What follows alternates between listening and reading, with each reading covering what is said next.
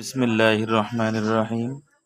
প্রিয় বন্ধুগণ, emergency balance আনা হতে পারে আপনার মোবাইলেও, যেমনটি হয়েছে আমার এক কাকার সাথে।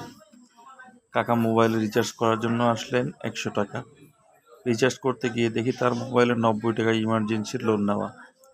কাকাকে জানালে তিনি অবাক হলেন, আশ্চর্য হলেন, বললেন, আমি তো ইমার্জেন্সি ব্যালেন্স আনতেই জানি না, তাহলে আমার মোবাইলে ইমার্জেন্সি আসবে কিভাবে?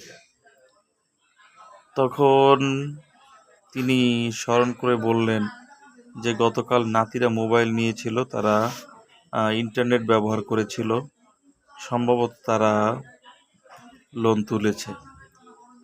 তো প্রিয় বন্ধুগণ, আপনার মোবাইলটি কারো হাতে দেওয়ার আগে এই বিষয়ে সতর্ক হন।